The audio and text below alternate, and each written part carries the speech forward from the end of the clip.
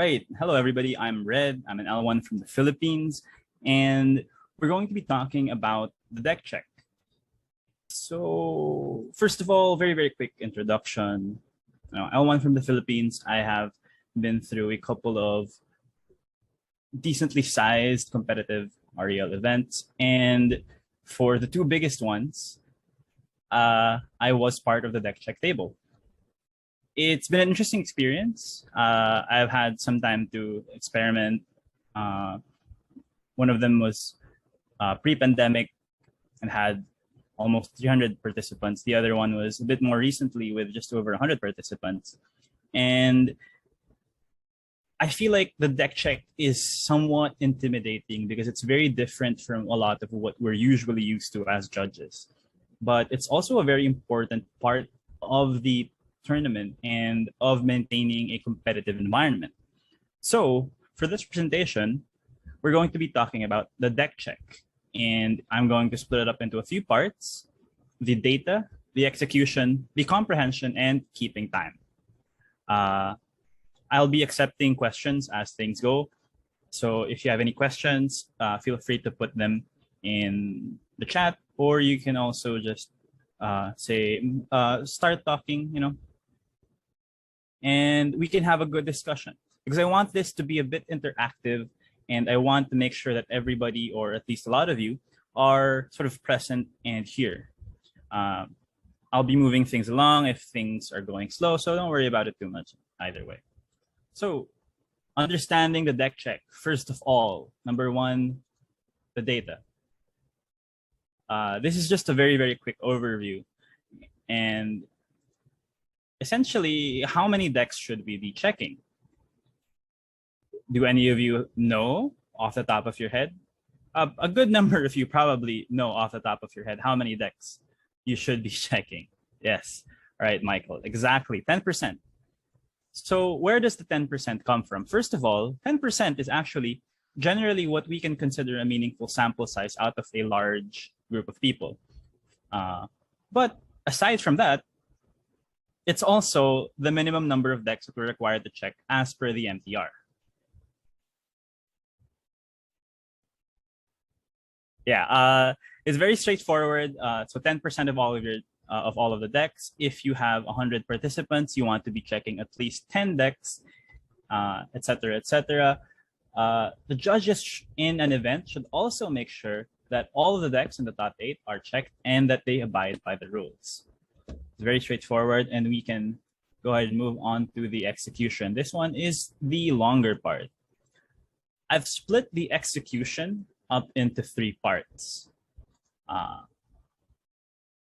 There is the swoop, there is the actual check, and the ruling when applicable. So first of all, let's talk about the swoop. When performing the swoop, when you are getting the decks of the table that you want to check, make sure that you remain unnoticed before you actually go in for it. Don't hover right next to the table you want to check. Be very sneaky. The goal is to not let the table know you're about to check their decks before going in.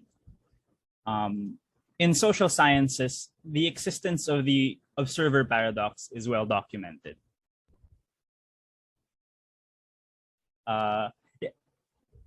Bunyakit mentioned as much as possible, which doesn't interrupt tournament time or disrupt tournament time. Yeah, that's very important. We'll be getting to that later, actually.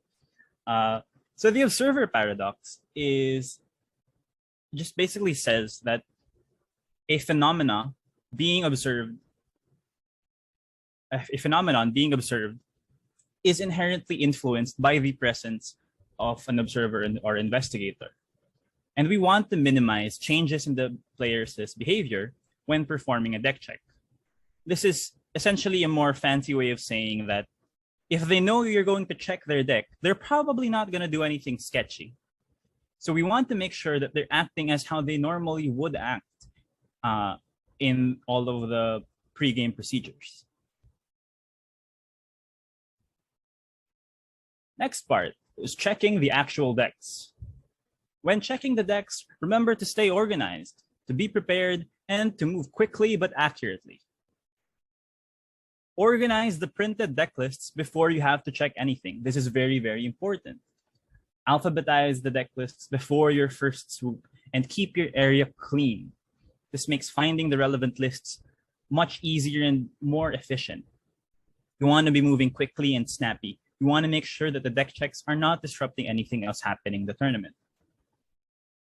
Be prepared, not just with your tools and the deck lists and the supplies, but also know the metagame and the relevant ban list for the format. I mean, the ban list is very straightforward, right? Like, how would you know if a deck list is illegal if you don't know what's actually legal for that format? But aside from that, knowing more about the metagame can and will come in handy when checking your lists and looking for other things. And we'll get to that in a bit. Finally, move quickly and accurately. There are a lot of systems for alphabetizing, for actually checking the lists. But the most important thing is to just have a system to begin with. Make sure you're not just moving willy-nilly, that you have a plan of action, that you're thinking about how you're going to reach that 10% quota, about making sure that somehow you're going to be able to check the top 8 deck lists. If you plan for it in advance, you will be prepared and you will be ready for any sudden changes in the future. This also involves certain things like if you have to make a mid-round or if you want to make a mid-round deck check, maybe pick a few tables in advance, just in case you're not present for when the players are presenting their decks. Make sure that you have a backup plan and that you're able to fall back on something should things go awry. Because if there's something I've learned from tournaments, something always goes awry. It may not be in the deck checks, but something's going to go a bit wonky almost every time. Any questions before I move on? Okay. Finally, I forgot to fix the number on this one. Giving rulings. We have 3 very common rulings associated with doing deck checks. We have the deck list problem, the deck problem, and marked cards. So this is actually a lot simpler than it may seem. First of all, the deck list problem, which always results in a game loss. This refers to having an illegal deck list, or when you have a mismatch between the list and the deck, and you want to change the deck list. Essentially, anytime that you're changing the deck list, anytime you're fixing something that's already written on paper, you're going to be giving away a game loss, and it's going to be a deck list problem. Next is the deck problem. This covers failure to decideboard and a mismatch between the deck and the list where you're going to follow the deck list anyways. Essentially, if you found out that, you put the wrong number of basics, but you're able to grab some cards and fix up your actual deck, then you should be fine, and it should be a deck problem, which normally amounts to a warning with possible upgrade paths. Finally, marked cards. Visible markings or distinguishable differences in cards that might allow a player to recognize their cards while in their library. This includes, but is not limited to, scuff marks, nail marks, discoloration, bent corners in the sleeves, curving from foils. If you see a deck with obvious Pringles in it, then that might be a problem and it might amount to marked cards. I noted here though, in the marked cards, is there a pattern? Because that leads us to the upgrade paths within the rulings here.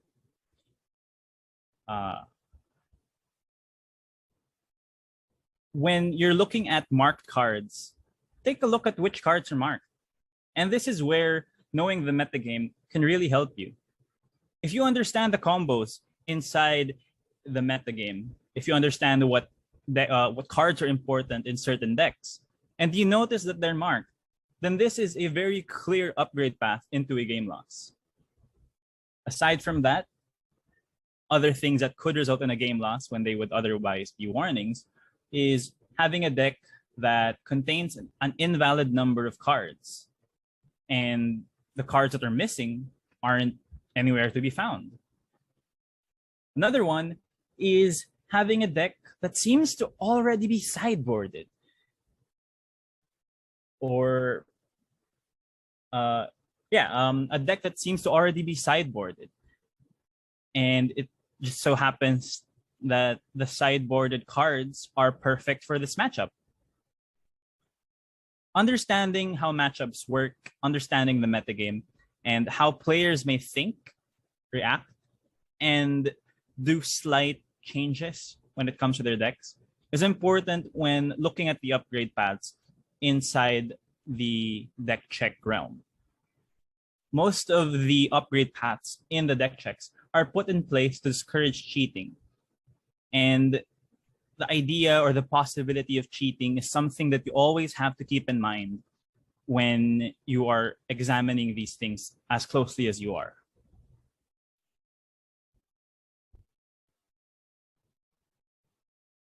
So, before moving on from the common rulings and going to comprehension, are there any questions?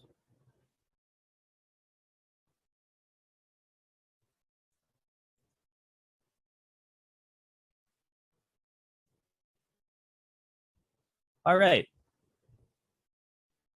Now, let's go to comprehension. We're moving very, very quickly. First of all, why do we do deck checks in the first place? There are two main goals when we do deck checks. First of all, is to catch any potential rule breakers. This is very obvious. We want to make sure that the decks we check are up to snuff and that they're all by the book. By checking them, we can make sure that the deck lists are being followed and that there's an actual point to having deck lists in the first place. Because if people aren't following their deck lists, if they're all mismatched, then why do we do this in the first place? Why even go for it? Making sure that things happen, that things are as they're listed, that people are following their deck lists, creates a better competitive environment overall. And in regards to the better overall competitive environment, doing deck checks, even just checking 10% of the decks, also disincentivizes others from breaking the rules in the first place. Recalling the earlier mentioned observer paradox, showing the players as a whole that decks are being checked and that anybody can be checked will discourage a lot of people from even trying in the first place. They say that an ounce of prevention is better than a pound of cure. And that also extends to Magic the Gathering in terms of infractions and cheating. By having a consistent judge presence, not just in watching their games, but also in making sure that the decks they're playing are what they say they are to be, we help make sure that everybody else, aside from the ones we're checking, are also doing their best to follow the rules. It's important that when we do these things, we retain an air of consistency and that we uphold what is in the IPG and that we support the rulings that we are providing in the first place. When we're doing competitive REL events, it stops being just about education and making sure everybody is having a good time because more things are at stake. Of course, you still want everybody to have fun. Of course, you still want everybody to feel like they had a fair shot at the game. And that's the goal in the longer run. But it's important that even if something feels a bit unfair, if something feels a bit bad, let's say it's somebody's first time at a big tournament, it's important that they still understand that this doesn't mean you get a pass for not following the rules.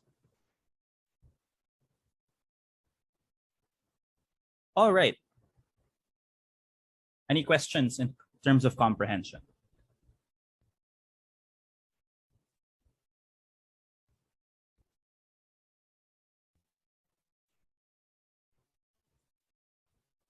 Okay. Now we go to number 4, keeping time. Always note the round timer when you stop the players. Always, always look at the round timer when you're going in for the swoop. And do try to keep the time it takes to check the decks to 7 minutes maximum. The 7 minutes that I'm talking about, this includes the time it takes to finish the swoop, walking back to the deck check station, and returning the players' decks. It's important that we do things smoothly, that we do things quickly, because we don't want to hold up the rest of the tournament. We want things to flow as they normally do, and we don't even want the other people to necessarily notice that we're consistently doing deck checks. We want them to know that decks are being checked, but we want an overall smooth flow for everything to make sure that while we're checking decks and while it's obvious that we're checking decks, that these activities aren't disrupting the tournament flow and they're not causing any big delays. Because especially in bigger tournaments and bigger events where you have 7, 8, 9 rounds, the littlest, the smallest time extension really adds up.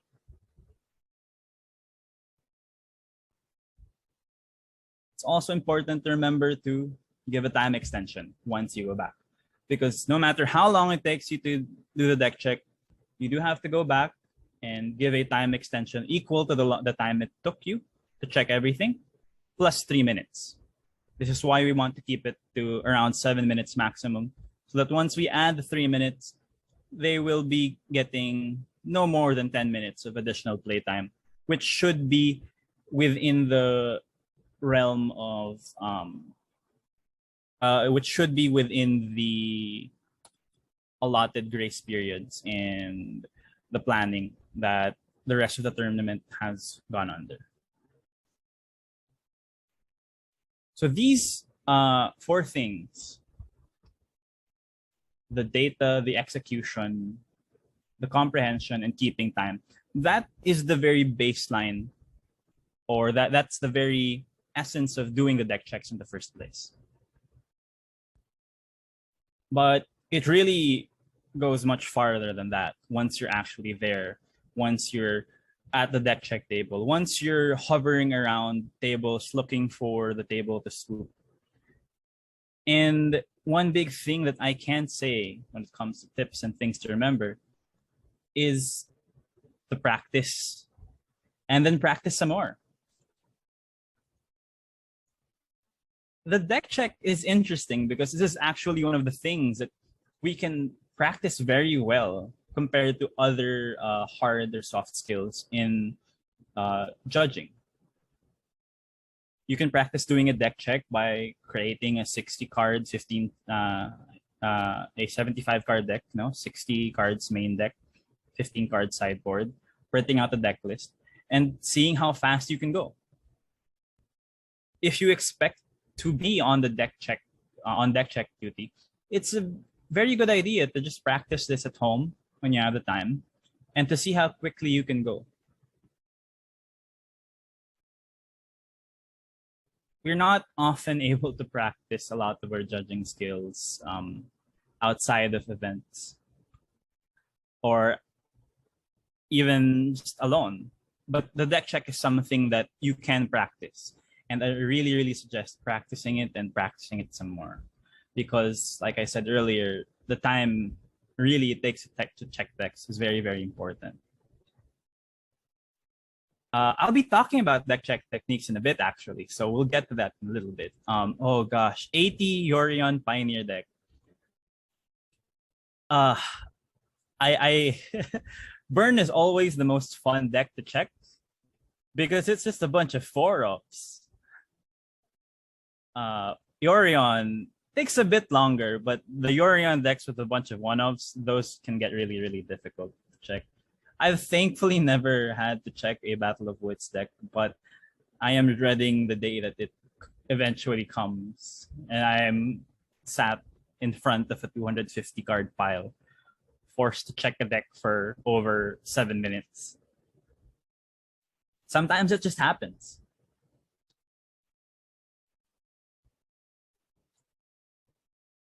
Next tip and thing to remember: note the round timer when you stop the players. It's really, really important. Everything around the tournament revolves around time and getting things to go as quickly as they can.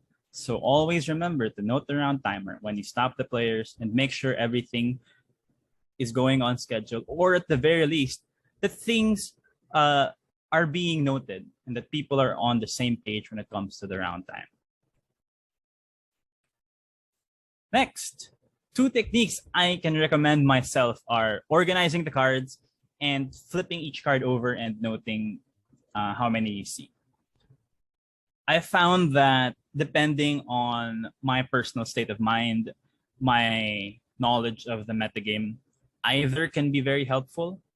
So organizing the cards essentially is just grabbing all of the ones that are, grabbing all of the multiples, putting them together, counting the lands, etc., and then looking at the back.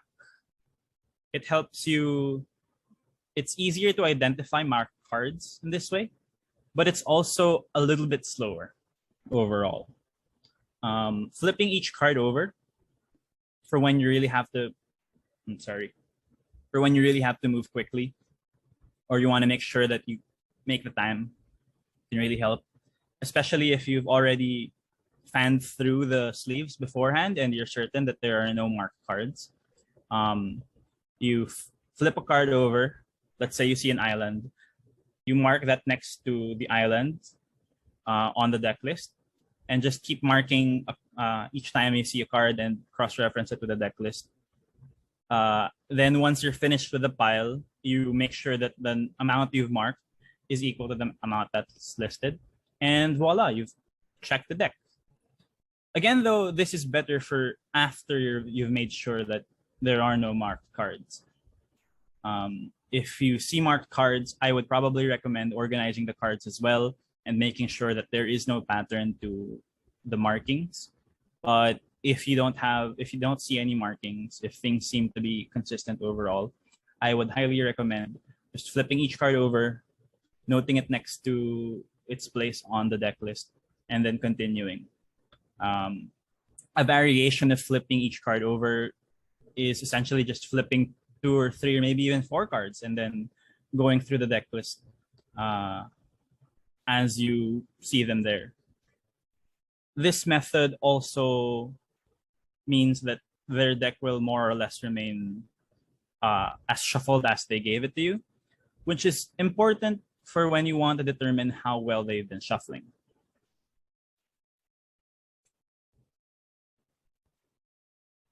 All right. Next, note the round timer when you stop the players. Whether or not you're going to be organizing the deck lists one by one per card, or if you're going to be flipping them over. Kelvin. Okay. Yeah, so as far as I can tell, we are allowed to mark the deck lists while we're checking. This is also what was told to me before, that I could mark them. For safety and to keep things clean, I try to make sure that whenever I do mark, either use a different colored pen or use a pencil when marking it so that you can keep it clean and make sure that your markings are distinguishable from the player's pen. MDFCs is a bit of a problem now for marked cards. In many variants, alter arts, bending, secret layers, double features will slow you down. This is very accurate. More and more things recently have been points of contention for marked cards. But the point stands that if you do have something that's curling, it is considered a marked card. And that's something that should be addressed. Altered art can depend heavily. If it doesn't cause curling, it should be fine. But sometimes altered cards will have a noticeable difference in the thickness of the card, and you can feel it, or you can try to flick it if you really suspect something, and you could feel a difference in how it feels when you flick the card while it's upside down. So that's a thing. For MDFCs, while it can cause some issues sometimes, I find that many players have been using more opaque sleeves, and that there are also available resources for making sure certain brands of sleeves or certain types of sleeves are opaque. Very often, also when playing in larger tournaments, there will be sleeves available nearby.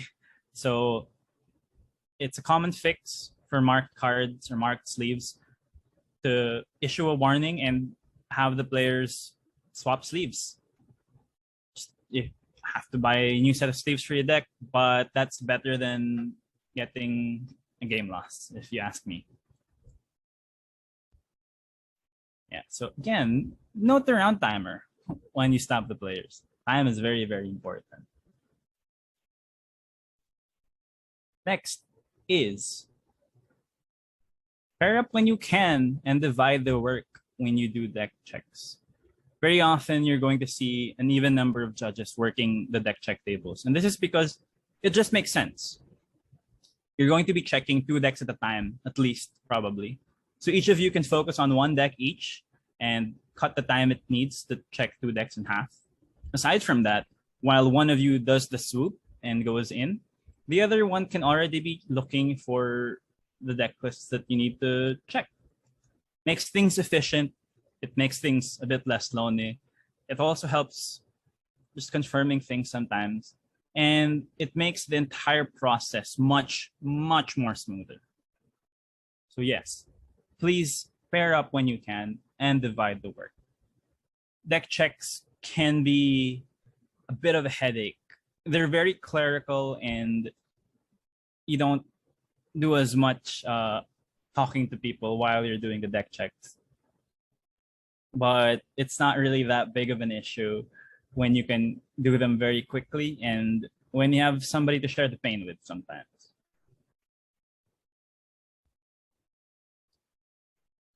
Final tip for me to give is to note the round timer, please, when you stop the players. There is nothing worse than coming back to a deck and to a table and realizing that you don't know how long it took you and how much time you should be giving the players. Look at the round timer. Look at the clock. It doesn't have to be the round timer necessarily. You can set a stopwatch for yourself. Just make sure that you know how much time to give the players after doing the deck check. This is incredibly important, and forgetting to do this might seem like an easy, oh, it's okay, I'll just give an arbitrary amount of time.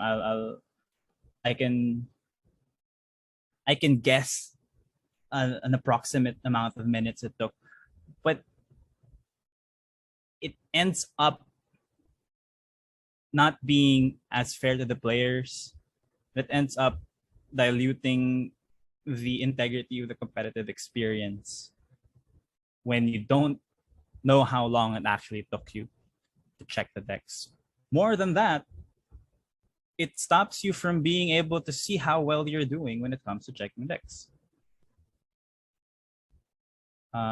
See Japanese judges using post-it notes to write down the names of the players and sticking it on the deck box. Yeah, I think in larger events, that's very, very helpful. If there are 2 of you, this is something that should actually happen very quickly. While one person is doing the swoop, you already know who's going to be the name of the people doing the deck checks. So once the decks arrive, you slap the post-it note onto the deck, and it's going to be easier to send it back as well. While doing deck checks, I've encountered a lot of different ways to keep things smoother, to keep things moving. And the biggest thing really is to be conscious and to know what you want to do, how you want things to happen, and to have a bit of a plan, like I said earlier. Don't end up like Squee, just flipping through papers, hoping for the best.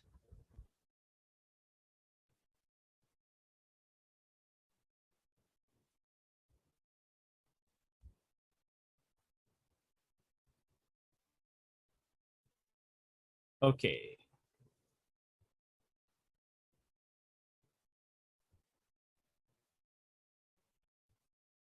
Does anybody have any questions?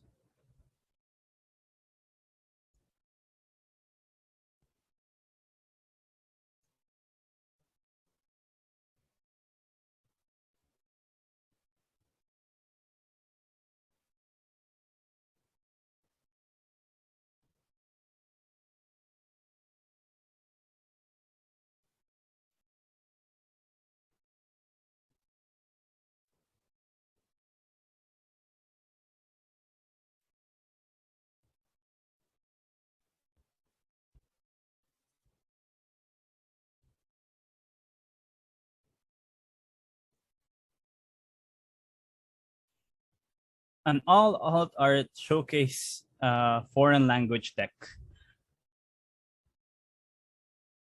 The first thing to note is to make sure that they follow the rules for whether or not the alterations are legal, which is that the original art must be discernible and distinguishable, recognizable essentially. So if you have something that completely changes what's there, and I can't tell what card this was originally just from the art, then that's not a legal card. Foreign language decks, just foreign language cards in the first place are fine. All alt art showcase. If it's alt art foreign language, for example, if they have a deck with only Strixhaven archive decks in Japanese, then I'd say it's your responsibility as the judge to recognize these cards and to find a way to make sure that you can verify them. One quick and easy way to do this is to look at the set number and the set symbol or the set abbreviation, and to cross-reference that with available resources to make sure. Scanner apps also work. There are a few available.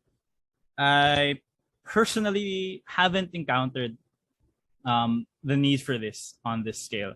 Whenever I've had alt arts in the deck, I've found that they're recognizable enough.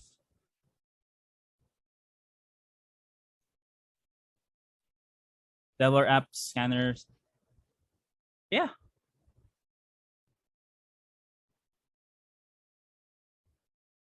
I feel like the apps to help you distinguish cards should be sort of a last resort, honestly. Because if you've done your prep for the deck check and just for the event in general, you should know most of the cards just by what deck it's in, what's written on the deck list, the casting cost, the card types.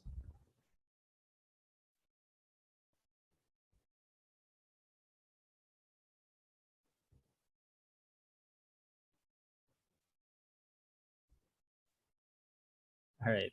I can remember the art of the card, like I said. Those variants, yeah, the variants will definitely slow you down.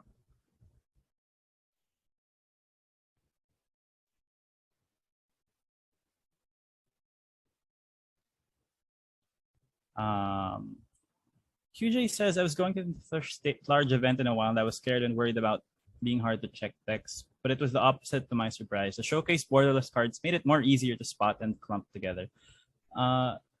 think it's going to be different from person to person. Yeah, I think it can really depend.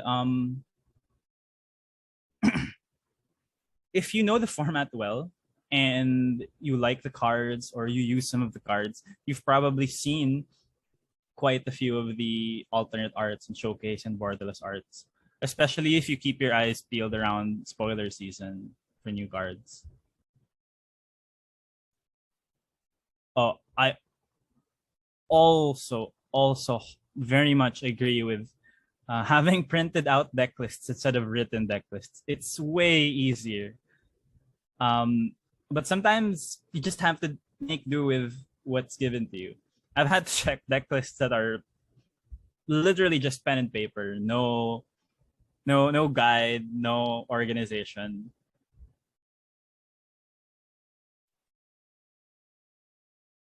Yeah.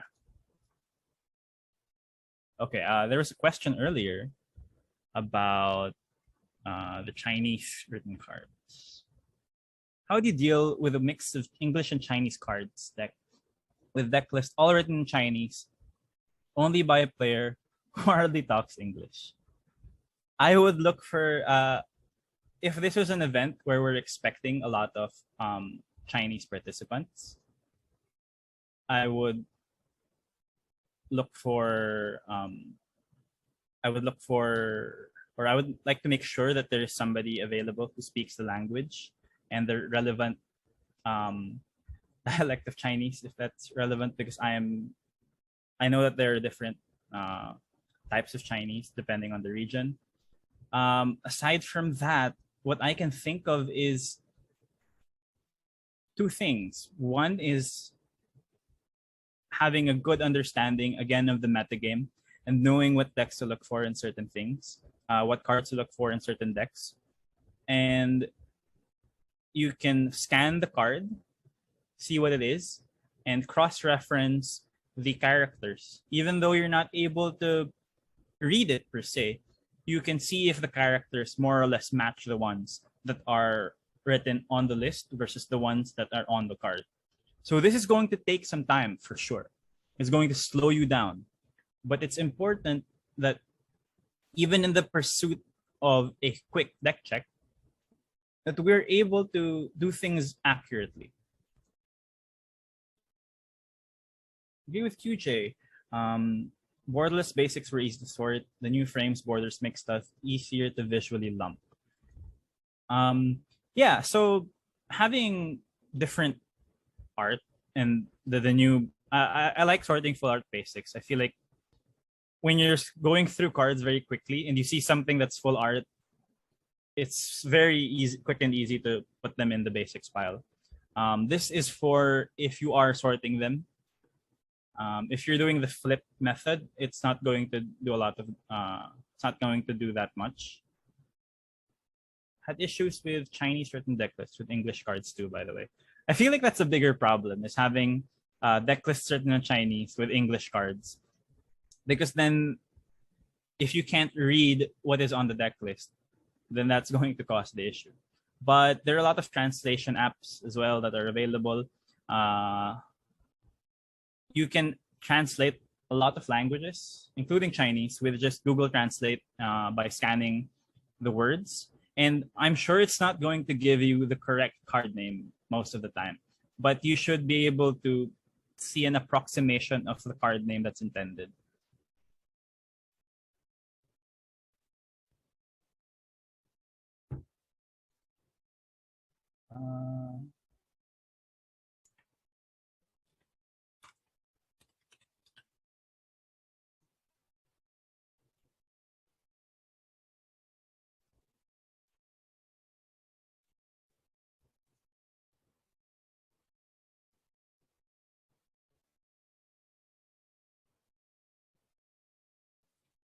What if, for example, a deck list is missing one island? Total cards in deck list is 59 cards. The player just miscounted their lands. If they present to me an illegal deck list, which contains only 59 cards, I will give them a game loss. Anytime you have to change the deck list, anytime the deck list is illegal, that's automatically a game loss. So we can go back a few slides actually for that.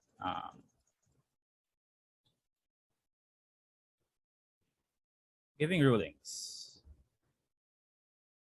Deck list problems, mark cards. Anytime it's a deck list problem, it's a game loss. If it's a deck problem, it's a warning that can be upgraded, and same goes for mark cards. So if it's an illegal deck list, if it falls under illegal deck list, it's automatically a deck list problem and is a game loss.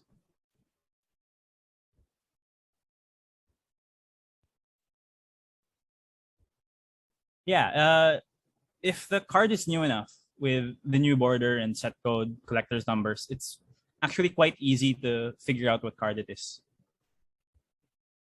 The harder part really, I feel, is having a deck list written in the foreign language.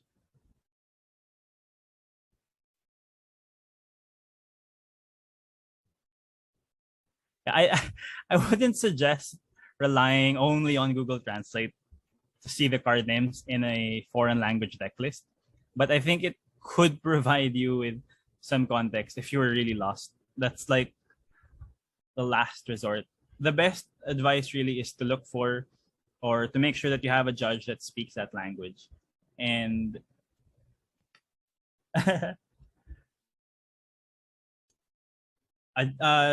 if you're judging in a Chinese event, it if you're the head judge, I feel like it would be the onus of the head judge to make sure that the people on the deck check table are equipped to deal with issues or hurdles regarding language barriers in their event.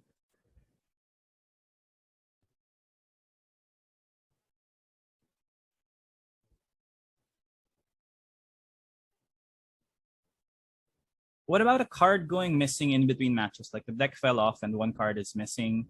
What would you do in that situation? If the card fell off and you check it and the deck doesn't match the deck list, since we're talking about competitive REL, it's still going to be a warning at the very least. And they would have to fix the deck to match the deck list. How that happens or how that's done can be resolved in a manner of ways. But if it would be too disruptive to the tournament as a whole, you would either have to just they would have to make sure that the deck matches the deck list in order to continue playing. Maybe we can check by the set and the card number for that sets for the foreign languages. Definitely, yes. Looking at the set and going through the collector's number, the card numbers, will give you the information you need to determine the cards very quickly.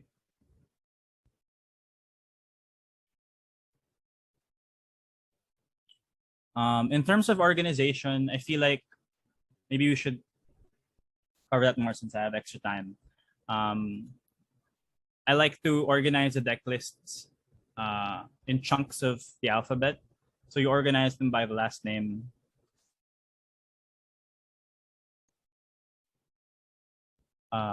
There's a misconception that deck lists need to be in English. As far as I know, there isn't such rules in the MTR nor IPG. Yeah, during my research for this, I didn't come across anything that said that they had to be in English either.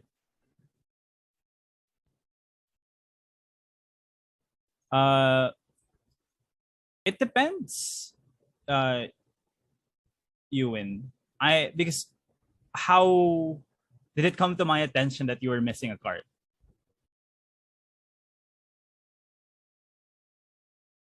And when did we spot this, essentially? How do I know that you've been playing without that card for that long? How do we look at things? But essentially,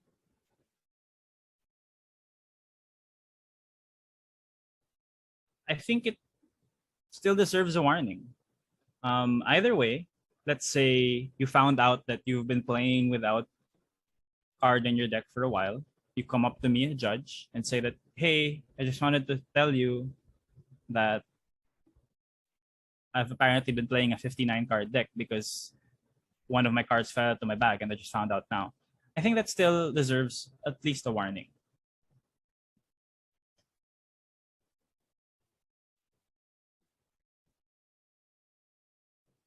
This is because we want to make sure that there are still I don't want to disincentivize somebody from coming up to you and telling the truth, but that's also why it's just a warning.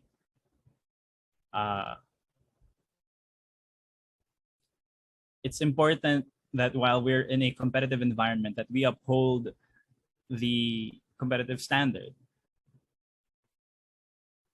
because it's still a point of fact that while they were playing with a card missing from their deck, but this wasn't they were sort of breaking the rules, albeit unintentionally. Intentional or not, violating any part of the rules should be met with some form of consequence, reprimand, or warning, as I would still give. Yes.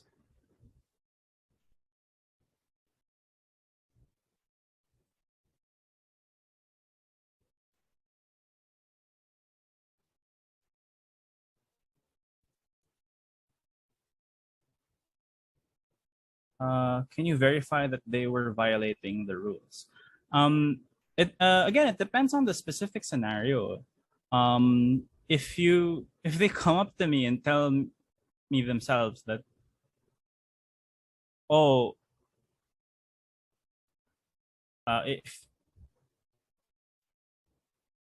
only says required to register, no mention in language. Yeah, no, there's really no mention of what language it should be, and I feel like this is a as difficult as this can make things for us. It's also good for the inclusivity of the tournaments. Verifying that they were violating the rules, it depends on what they tell me and how they found out. But I feel like the moment that somebody is walking up to you and telling you that it was something like this, then that means they realize that they were playing with an incomplete deck. Because if a card just fell and you weren't playing with it, you would just put it back in the deck and there wouldn't be an issue.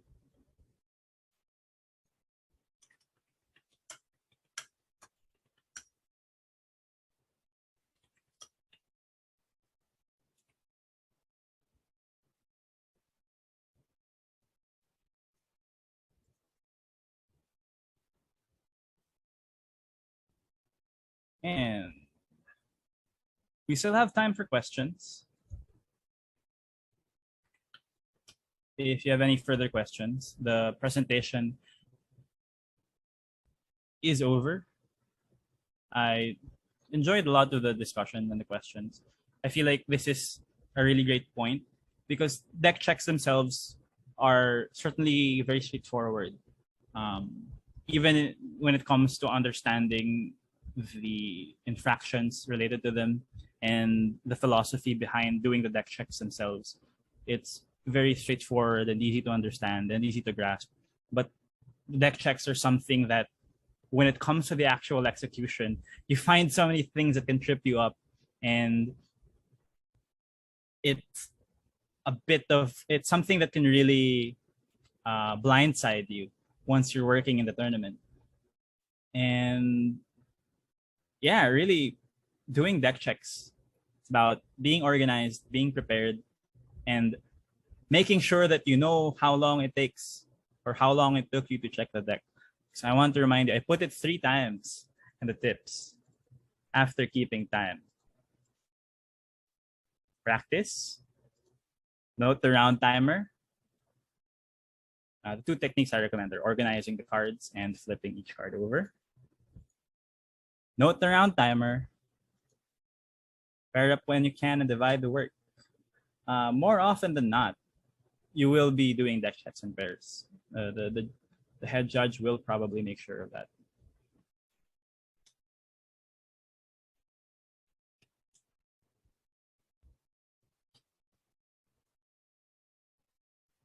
Can a player ask to see their own deck lists between the rounds? Can a player ask a deck check on an opponent?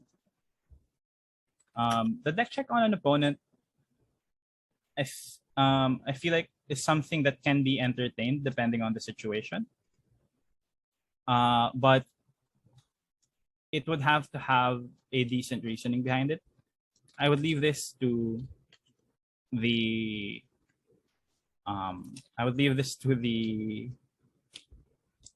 decision of the judge handling the aforementioned call, because doing an on-the-spot deck check, first of all, we cannot be doing deck checks in front of the players. The contents of the deck should not be privy to their opponents unless they have gained that information. Second, while I can see this potentially happening, it's really important to understand how this desire was put forth in the first place. The only legitimate reason I can see for a deck check from an opponent happening, or at least the only one that I can think of now, is if you see that your opponent is playing an illegal card, which causes you to call a judge, point out that there's a card that they're playing that's banned, and that shouldn't be there, which would result in a deck check.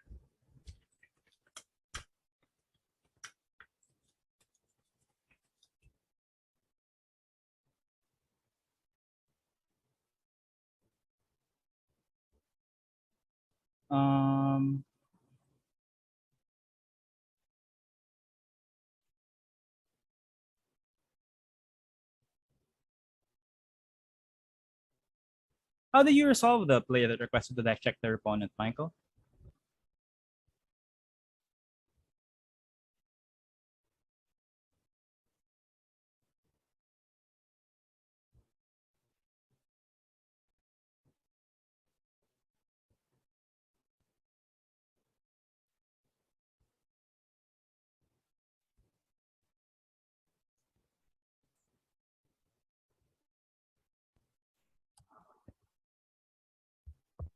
Mm-hmm. Great. Is it okay if I chip in a bit? Yeah, go ahead. Yeah, because we're running out of time, so I'm just gonna use the voice to address a few things here. First thing is the situation that Loco and Sashi and Yuwin pointed out.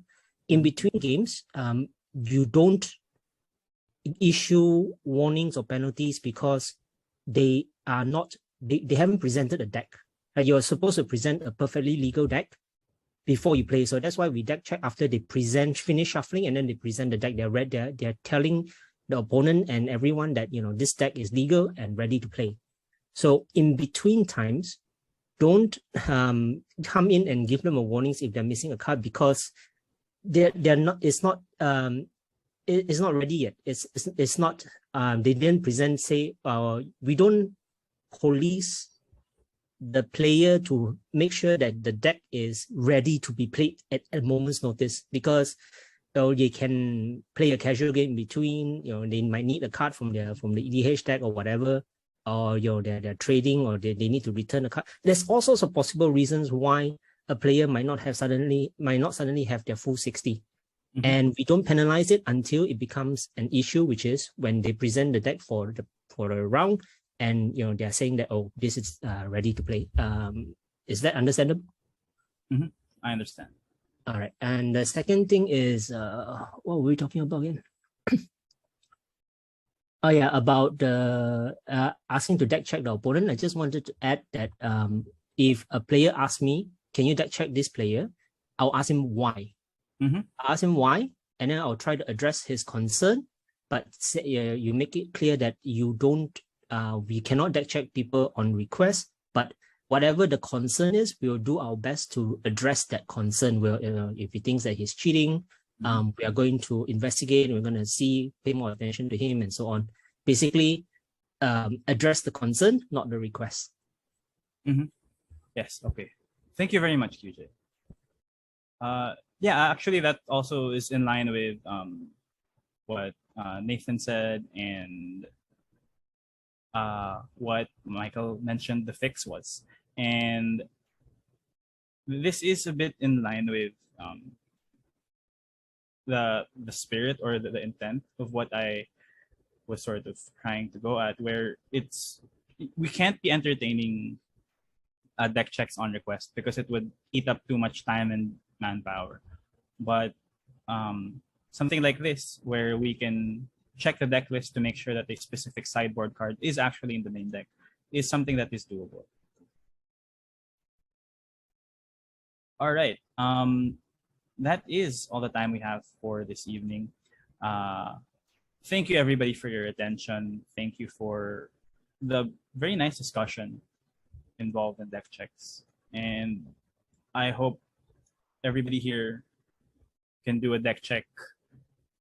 As long as it's not a very as long as it's not in a foreign language or a Battle of Wits deck, I hope you can do it in under 7 minutes.